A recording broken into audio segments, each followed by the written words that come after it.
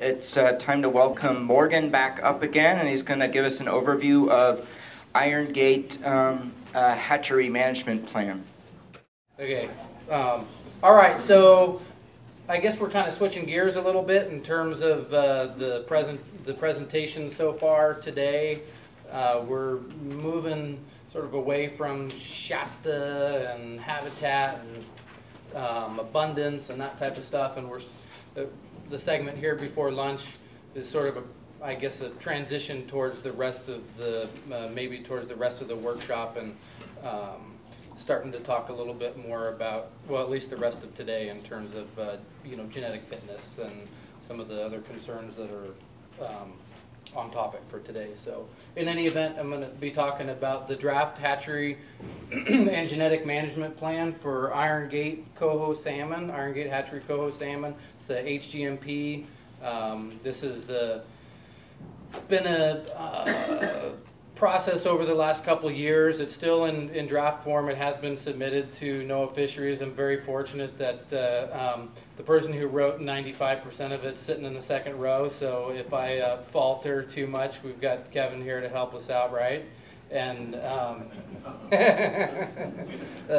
in any event, kind of moving forward, we're going to touch on a few different things. Here, just this is the picture of the raceways here at Iron Gate Hatchery, and just for reference for later in the talk, here's Bogus Creek. Okay, here's the Bogus Creek watershed for folks that are not familiar with the area. Bogus Creek. This is the secondary auxiliary ladder for the hatchery where adults are collected from as they return. And you can see you can throw a rock from Bogus Creek to the secondary ladder. So just for reference for later in the talk. So in any event, so just sort of an overview. The facility is shifting to an integrated type program through the HEMP process, which is the HEMP is the requirement of the Section 10A1A permit that is in. That the department is trying to acquire for the program there at Iron Gate Hatchery for the listed coho. So we're gonna talk. Whoops, excuse me. We'll go back and talk about some of the incorporated changes that have already taken place, particularly to the survival at life stage and the spawning procedures, and then try to move forward into the monitoring and evaluation components that are pieces of the HGMP that haven't started yet, but the hopes are that with the approval of the HGMP, there'll be additional monitoring and evaluation that's going to kick in to try to help further drive the document in the best way possible. Okay, so here's a. I got to set this thing down. It's killing me. I'm sorry. Do you want this? What's that? You just stand in this back. Can anyone not hear me in the back? Okay, we're good. I'm sorry. That's okay. Okay, so. Here's another photo of the this is the base of the dam here, and here's essentially the end of anadromedy for salmon. It's in the Klamath River. Here's the powerhouse and the fish ladder, and fish come up into the trap, and here's the spawning building. There's 6 different circular tanks. This is a mitigation facility. The Iron Gate Hatchery, I believe the dam was built in 1964. The goals and constraints target the program to require the program to raise 75,000 yearling coho smolts annually, as well as 6 million Chinook and 200,000 steelhead. So it's a pretty big facility. Although, as Dave mentioned earlier, sort of we're in a sea of change, or change is coming. Well, change has hit Iron Gate Hatchery and the coho program there. We're trying to adopt the conservation approach to protect and conserve the genetic material that still exists in this neck of the basin. It's not being operated as a segregated type program. This is an integrated type program, and some of the tenets of an integrated type program is that it's designed to aid in the recovery of the species over time. In principle, allows the natural environment to drive the fitness and adaptation of the hatchery stock. in in the hatchery. And one of the major tenets that we'll be talking about probably over the next couple days is this proportionate natural influence. It's the P&I value, and essentially on paper and hopefully in reality, if you have a P&I value of greater than 0.5, the natural area is driving the fitness level of the hatchery stock. Essentially, what we're saying is to have a proportionate natural influence of greater than 0.5, there's a higher proportion of natural origin fish included in the brood stock at the hatchery than there is hatchery origin fish spawning in the natural areas. And so over time it allows that natural fitness to continue, those natural genes to continue to drive into the hatchery stock. Okay. So we'll talk a little bit about some of the incorporated changes that have already taken place at the hatchery. One of the goals is to try to increase the survival at life stage from egg to smolt to target roughly 80%. The Iron Gate Coho program has suffered from soft shell disease and other problems over the course of time, and we haven't been able to reach that 80%. But you know, Keith's been working with the moist air incubators up there, and that's in place for this season. He's trying to decrease some of the egg densities in incubation trays, and they've got bird netting that are up on the rearing raceways for the coho now, which is significantly reducing the mortality associated with raising fish up there. The whole idea, or one of the whole ideas, is if we can reduce the number of fish that are required to reduce the number of brood stock that's required to get to 75,000 at the end of the day, there's more fish that are available to put back into the river, particularly the NOR fish, all right, the natural origin fish. Okay, so so there's been significant changes also that have taken place at the spawning building in terms of the brood stock management. First and foremost, there's in an effort to minimize and eliminate inbreeding. The last 2 years, 2010 and 2011, we've been utilizing a real-time genetic breeding matrix provided by NOAA Fisheries and Carlos's lab down in Santa Cruz. We're trying to drive the proportion of natural origin fish up in the brood stock to 20 to 50%. We're on our way. We still have some work to do. We'll look at some data that we actually have for the last couple seasons, but we're working on it. We're trying to also break down the segregation in the genetic structure between the year classes and force jacks into the spawning and allow that gene flow between the brood years. Some of the data that Carlos is probably going to talk about, shows that there's some pretty good segregation set up between those brood years. And by incorporating jacks into the spawning at roughly the proportion that they return to the hatchery will help break that down. We're also trying to increase the family size a little bit and reduce the risk of using a bad male or something like that in the spawning. So essentially we're using 2 males for each female, but it's one-on-one spawning. So a female comes in, her eggs get stripped, and we'll see some pictures in a minute, and instead of like 2-on-1 would be putting 2 males milked into the same pan with the eggs. Well, it's one-on-one. The eggs are coming in out of the female, segregated into 2 independent pans, and a different male goes into this pan, a different male goes into this pan, right? So we're increasing the family size there and reducing the risk of using a bad male or something like that. So males can be used up to 2 times as needed. The HGMP is calling for 0 out-of-basin origin fish to be included into the brood stock, at least at this point. That's something that could be challenged down the road, but at this point it calls for no out-of-basin origin fish. What do you mean by out-of-basin there, I mean, if a Trinity River fish or a Coal River's hatchery fish from the Rogue River were to enter into Iron Gate, it wouldn't knowingly be included into the brood stock. So Trinity is considered out-of-basin? Trinity is considered out-of-basin, yep, at this point, okay? And it's also a decision because of the low abundance of the numbers of fish in the natural areas and pretty much all the sectors up here, at least in areas we have data for, there's been a decision to release the surplus adults back into the Klamath River. Okay, so here's just, let's not get too overwhelmed with this, but this is just okay, real quickly, this is just a sample breeding matrix, okay? So let's take a look at this one line here. Essentially, we've got females across the top and then males going down the columns. you can see there's red down at the bottom, just to take note that each of these males represents a different fish.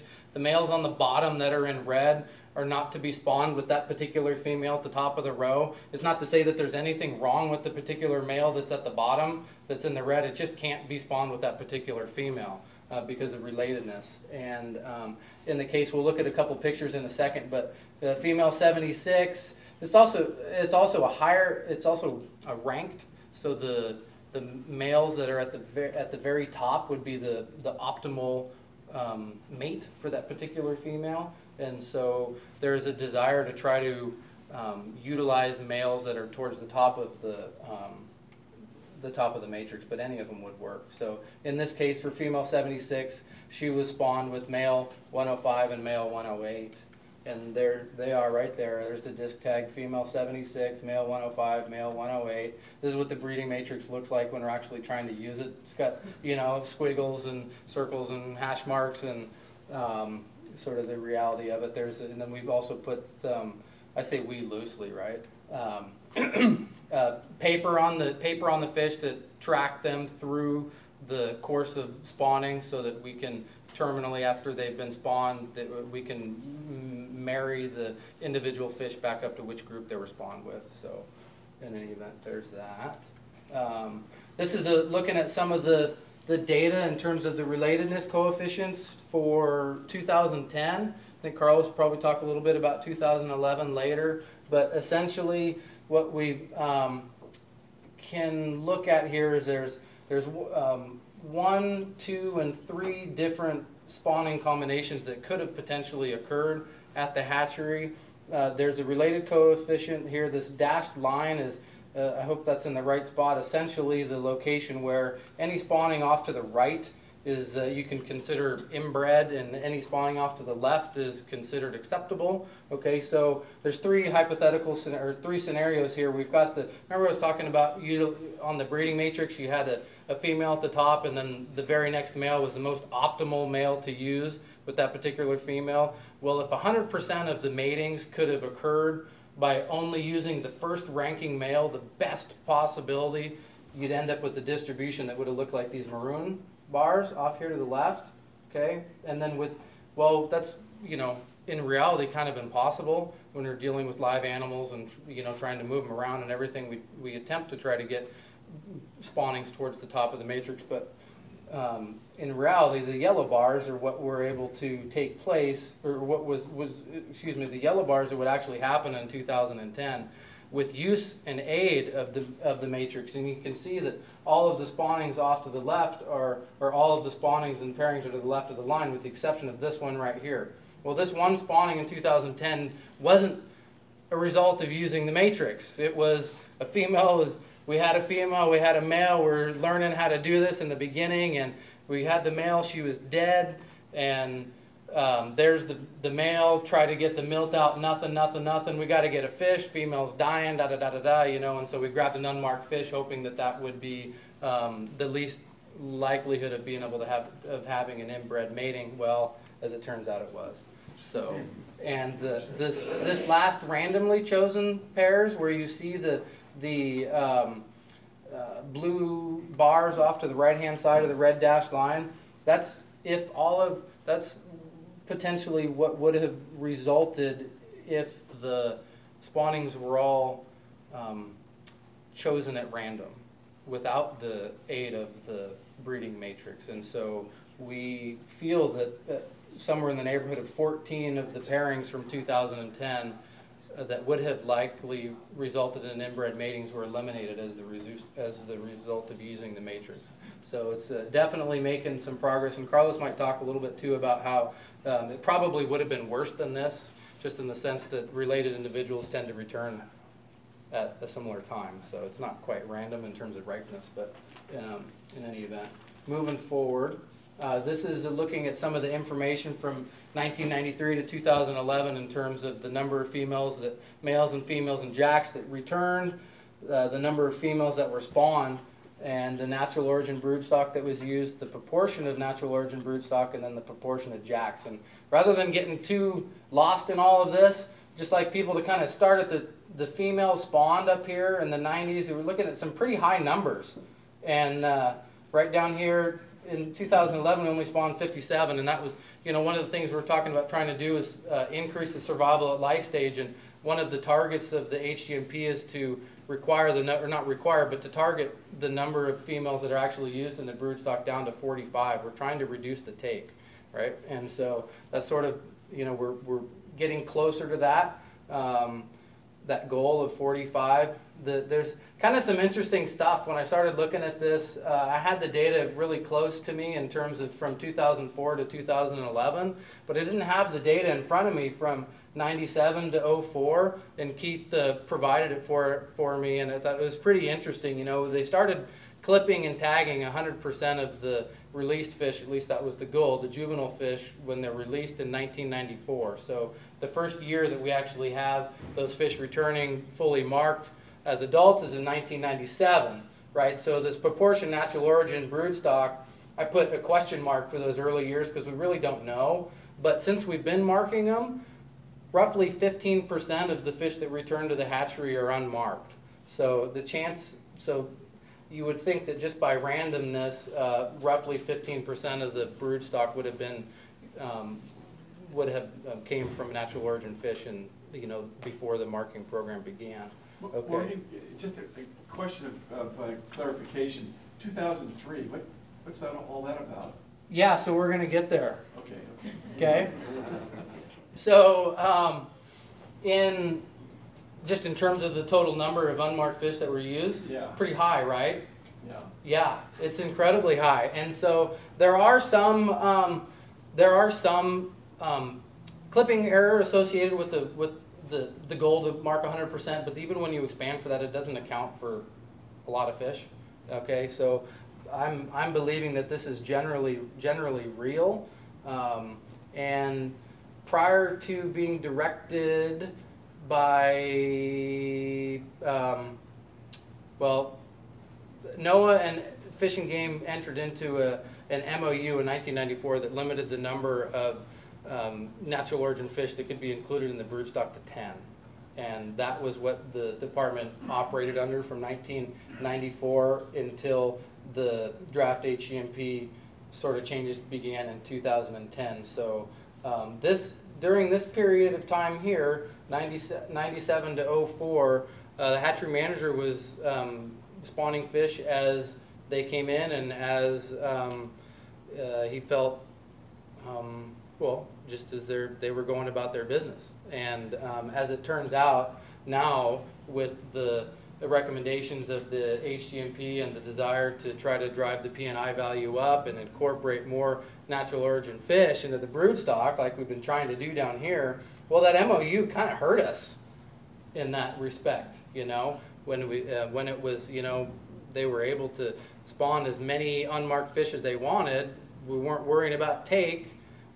Well, now and then in 1994, MOU came out. Now we're worried about take. We're going to limit that those natural origin fish in the broodstock. Well, the proportions of the natural origin fish in the broodstock went from 43, 18, 8, 17, 7, 30, 6.3 down to less than 6. And now we're advocating that we want to drive that value closer to 50%. And so it's just kind of ironic how it all works out. That, you know, look in hindsight, things are much clearer than looking down the road. And so this is something that I think that, you know, we're on the right track. Last year we got it up to 25.2%, and so we still have some work to do.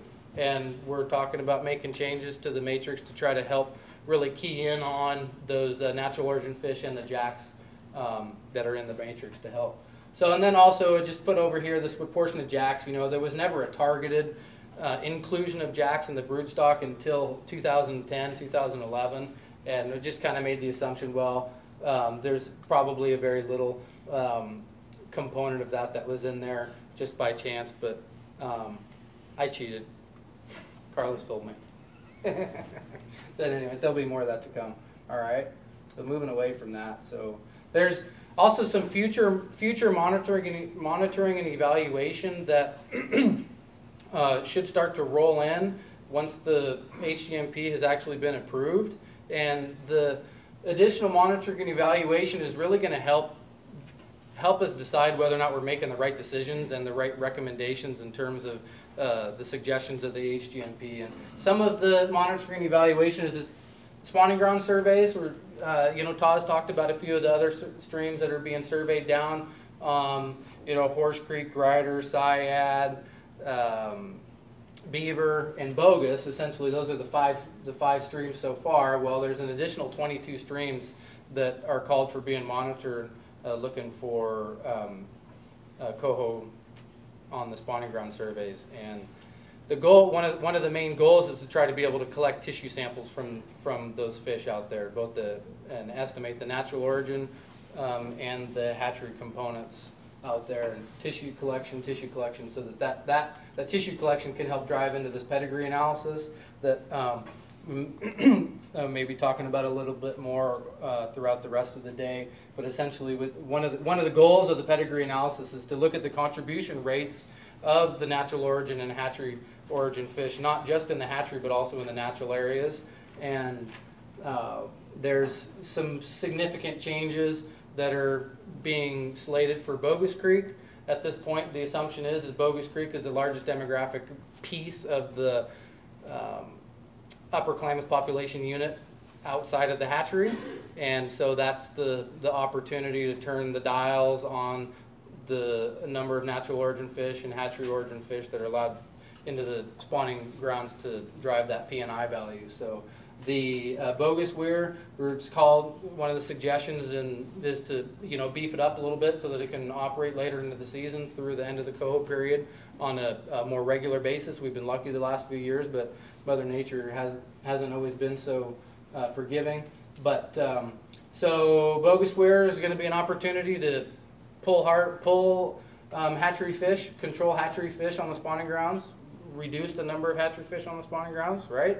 And it's also called for an opportunity to collect natural origin broodstock for use at the hatchery in years when the 20% minimum natural origin broodstock value is not met at the hatchery. Okay?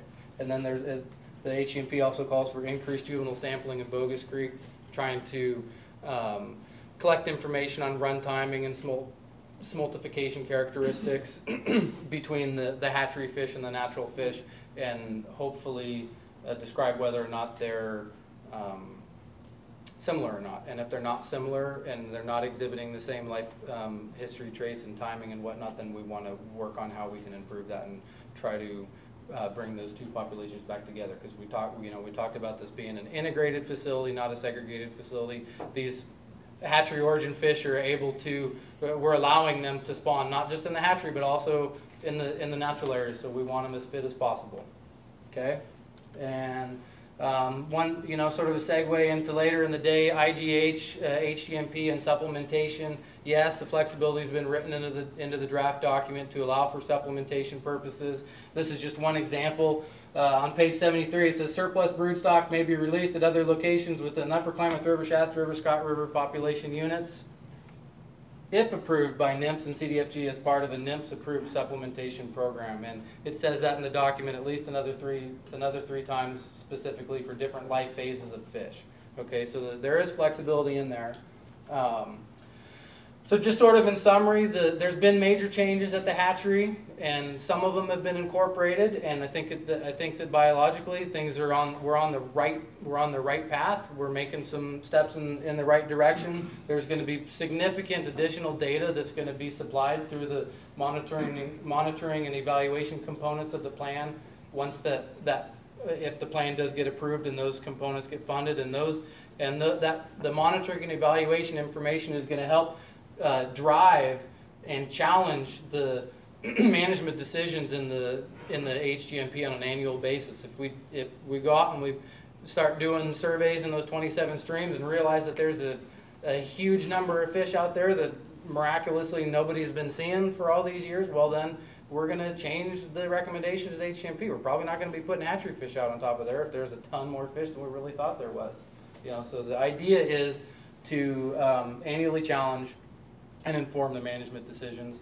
And last but not least, this is it's a draft HGMP. It's been submitted to NOAA. It's under staff review. Once it once it leaves staff review and gets noticed in the Federal Register, the NEPA process is going to kick in. There's going to be a public comment period for everybody in the room that wants to weigh in on this issue.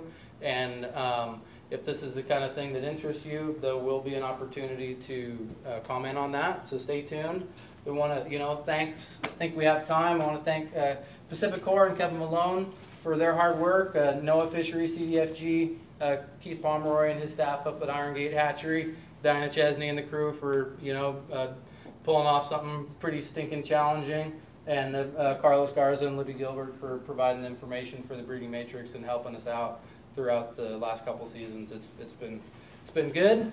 And I'll leave with the question that I have, that if we can leave the conference with the answer to this, I'll be happy, but I don't know if we will. But I'd like to know how many generations of spawning under an integrated type principles does it take to realize the genetic benefit to the hatchery fish?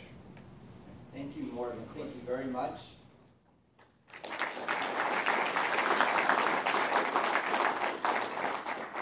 We have some time for questions to Morgan. We'll start here in the back. Again, just identify yourself. Christian Smith, U.S. Fish and Wildlife Service. I had, first of all, just a clarification. When the hatchery genetic management plan, you refer to it as recommending an integrated program. Is that just integrated? You talked about the upper climate population unit. That doesn't assume, or I'm assuming that doesn't mean integration with like Shasta and Scott and everything else. That's true. Okay. Yeah, and so that's one of the challenges is that it's a lot easier to manage a population unit like the Shasta or the Scott. If you can, say you put a weir down at the mouth, you can control the proportion of natural and hatchery fish without all that much difficulty. But unfortunately, the way that the population units are set up, we're going from Portuguese Creek just downstream of Syad Valley for the upper Klamath unit all the way up to Iron Gate, but excluding these two big giant watersheds that fish stray into on an annual basis. And so it's not easy to turn the screws. But it's also at the upper end of. Correct. It's at the extreme upper end too. Yeah, and so sorry, I don't know. Who's next? Who has okay, up front? Rich? Rich Carmichael, Oregon Department of Fish and Wildlife, and I'm going to cheat because I have 3 or 4 questions and I'll stack them and see if you can keep track. You didn't describe what data you use to rank the preference of the male, so if somebody could comment on that, that would be useful. Okay. What did you use to rank those? I'm going to talk quite a bit about Okay, that's great. You didn't mention the source of the NOBs that you have, and one of the really important metrics to keep track of is what percentage of the population that they come from are you taking? For example, in the year you had 172 NOBs, what percentage of that were you extracting from actually the source? So it would be good for you to comment on that. And then the last question would be, why do you use the hatchery percent jacks for your proportional breeding contribution from jacks instead of the natural populations? Because we know most of our hatchery populations really inflate the jack proportions because of our rearing protocols. Right. So we get a much earlier age at return. And in a lot of the hatcheries, we choose to use the natural proportion, not the hatchery, because we know it's heritable and we really don't want to juvenate the population. In terms of the natural origin broodstock fish included at the hatchery, that's what swam into the facility. There was no mining of Bogus Creek, no mining of Shasta River. There was no effort to go collect natural origin fish from somewhere. So we don't know which tributary and or population unit those fish came from. They just weren't marked, and they swam into the facility volitionally. Does that help with that piece? Yeah, I guess it helps. It means there's a lot of uncertainty about what genetic source they're coming from and how much of that you're taking from the source. Correct. Yep. And in terms of the jack proportions that are recommended for inclusion in the spawning, there's been a sense that's been relatively, well, I'd say one of the more debated questions of the HGMP, and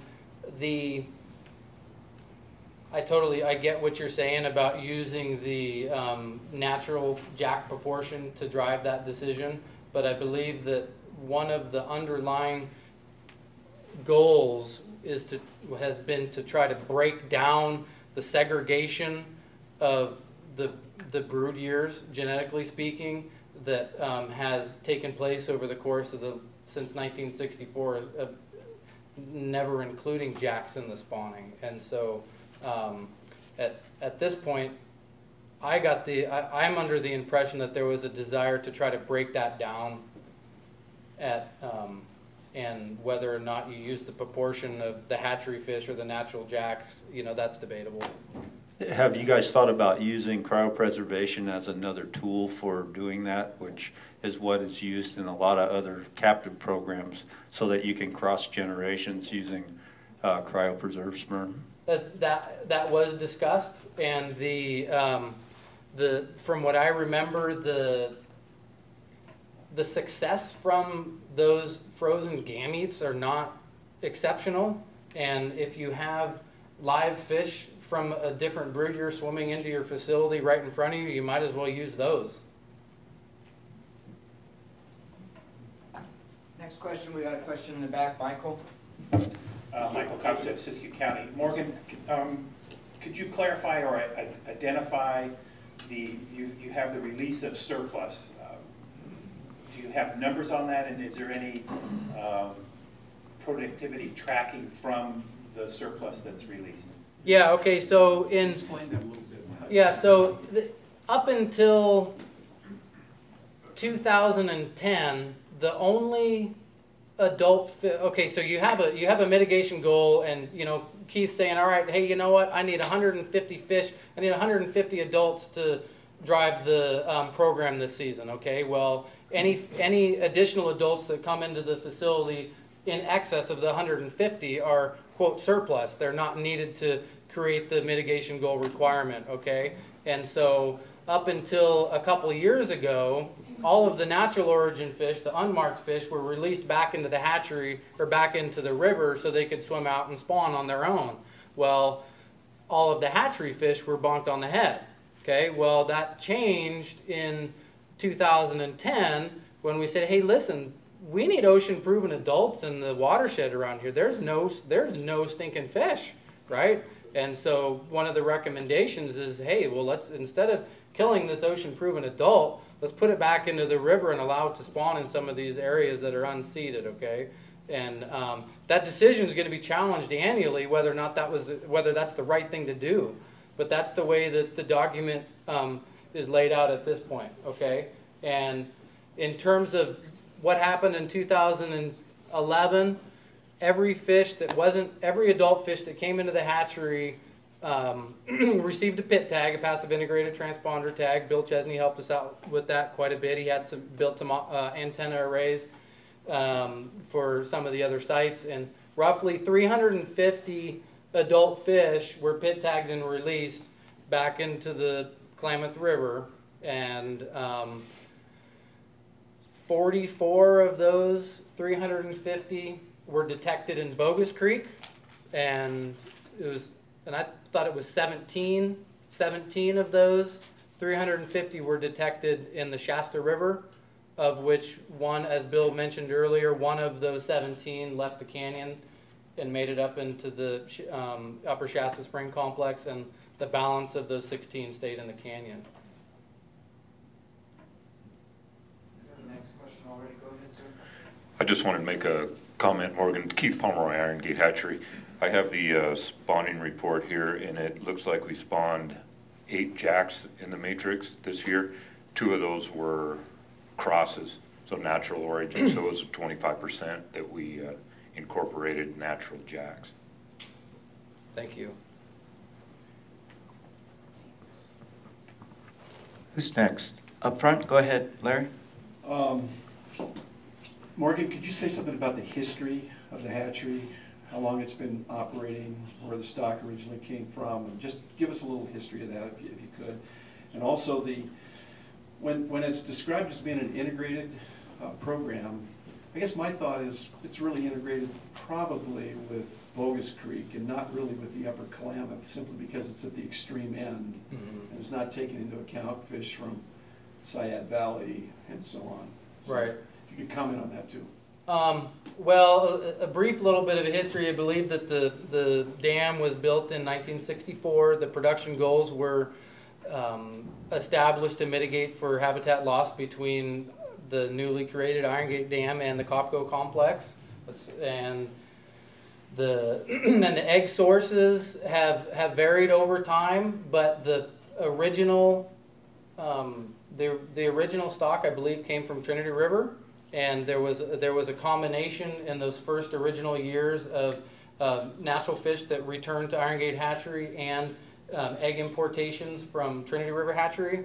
And over the course of the first 15 years or so of production, there was I don't want to say hodgepodge, but there was a variety of egg sources that came into the program, and somewhere around 1975 or so, the decision was made to stop that. And since roughly that time, it's only been fish that have swam into the facility. And what was the second part? I'm sorry. Being integrated, I guess my thought is it's really integrated with Bogus. Yeah, and so it's a good point, and I think that I'm hoping that in a perfect world we're going to be able to go out and collect oodles and oodles and oodles of tissue samples from adults from all over this watershed, and we're really going to be able to describe what's going on. But in reality, that might not actually be the case. We're going to do our best, but hopefully some of that in the pedigree will help inform that question. And when we were talking about this over the course of the last however many years, you know, one of the questions kind of comes up is, well, who drew that line? Who drew that segment? You know, is that real? I don't know. Should Iron Gate be included with Syad? You know, I think those are appropriate questions. And so it is at the very top of the population unit, and maybe it makes sense for the main stem habitats upstream of the Shasta and all the tributaries, you know, Spencer and Bogus and the other main stem tributaries upstream of the dam. Maybe that's what the unit is, you know. And I don't think that when the decisions were, I may be totally off base, but I don't think that the genetic information was available when those distinct population units were established. And that as that information comes available, that might help inform that a little bit. I'm just going to add, Morgan, that Larry's right, is that we did say that the population is integrated with Bogus, and we're managing currently, or we will be when the weir goes in, to manage with Bogus. And then there'll be a decision about what to do with those surplus hatchery fish, because we're going to be controlling hatchery fish in Bogus. And it's set up every year that nymphs and cowfish and game have to make a decision about, do you release fish or not? Or do you bonk them on the head, or do you take them someplace else? The major reason for not integrating for the whole Upper Klamath was we really don't have a lot of data on how many fish are out there, genetic differences between Syad, Grider, Horse, Cottonwood. So we didn't want to say we're going to go immediately out there and start grabbing wild fish and bring them into the hatchery. So I think we're being pretty conservative, saying we'll start with Bogus, and as data comes in, the managers, geneticists, et cetera, will have to make a decision on how they want to run Iron Gate. Question over here. Couple questions, Morgan, Don Meamber. When you send out for the genetic analysis of the fish, what's the timeline in getting a report back? So we know which fish to breed to which fish? It's about 4 days. About 4 days. Yep, the samples get FedExed overnight the day that they're collected, and then generally speaking, between 4 and 5 days, Carlos has provided a breeding matrix via email. What type of material do you send? Like scales or? Oh no, little fin clips. Fin Just clips? little fin clips, yeah. Oh, okay. Yeah. And that's only done on Coho? At this point. Yeah. And I hope. You want to start with the Okay, there you go. And when you decide to turn fish back into the river, is that at a point when you're not going to take any more fish in? It took place throughout the season, and so there's always a concern of not meeting mitigation goals, and there's always a concern of having enough fish on hand to be able to provide enough for the program. And so, quite honestly, there's a reluctance to return the fish to the river early on, but as more and more eggs go into the trays, the willingness to there's less risk in terms of the program success to putting those fish back into the river. And so through the course of spawning, more and a higher proportion of the fish do get returned. When I've been up at the hatchery, I seem to recall somebody mentioned that when fish have been turned back, they may jump back into the hatchery again. Do you still have that kind of trouble when you turn them out in the river, they come right back in? Oh yeah. Maybe several times? Yeah, I think one came in about 4 times. Oh. Other than that, I think that was the most. A fair amount of them came in twice, but yeah, turn around Timmy. Yeah, right. And the other thing I've heard a lot of biologists say that, like in the Klamath River system, some of the earliest fish are the Shasta River native fish, and I was wondering if you look at it that way at the hatchery, like you want, if you're going to have a surplus, if you anticipate a surplus year, you want to try and spread out the fish that you spawn, not use all of the early fish, or Well, yeah, there's a conscious effort to spread the egg takeout across the full distribution of return timing. Mm-hmm. Yeah, 100%. Yep. Probably, does that make things more manageable for the hatchery by having a dispersed? No, I'd say it probably makes it harder. Makes it harder. But it's the right thing to do. It'd be a lot easier just to get them all up front, but Yeah. we know that's not the right thing to do, so, Oh, okay. yeah. You don't want to influence the runtime at all, so we'll take a bell curve of what we think is going to come in. Do you feel like fish that came in early, their offspring might be early fish? Their offspring would return early also. Yeah, it's kind of that. Okay, thank you.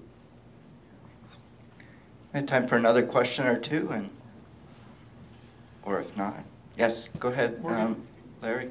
Could you, I asked you this question already, I know the answer, but if you could just clarify what the spawn timing was last year, for example. I know you had that, so that people could sort of compare that to what Taz presented. Well, the spawn timing, we're starting to look at the spawn timing of when hatchery origin and natural origin fish returned into the hatchery and dovetail that with the spawn dates and whatnot. And for the last couple seasons, it looks pretty representative in terms of the spawn timing generally. The first spawning is, oh geez, what, the 10th of November or something like that, through the first week of December, generally speaking, covering those 5 to 6 weeks. And I think that was a little bit closer in terms of the observed reds from what Taz had for what he called the upper, but not representative for what Taz described as the lower, and that the lower, the majority of the, as he showed, the majority of the observed reds in the lower Klamath, or actually the middle, excuse me, downstream of Syad was later. Yeah, more into the meat of December. One more question? Okay, real quick one, and then I've got some good news, I hope. So Morgan, it sounds like the hatchery is becoming very intelligently run and no more inbreeding. But are there other hatcheries like Trinity and maybe one in the Rogue? Are they also doing the same thing? So, in terms of utilizing the breeding matrix and minimizing inbreeding for hatchery stocks, there will, Carlos can can say for sure, but the only ones that I know of are Iron Gate Coho program, the Warm Springs Coho program on the Russian River. I thought that for a while they were doing that down on Scott Creek, but I don't know if that program's still happening any longer. Yes. And I don't know, that's not happening with fall run on the feather, is it? I mean, spring run on the feather? That's different, right? So those are the only three? Yeah. All right, well, let's thank Morgan again.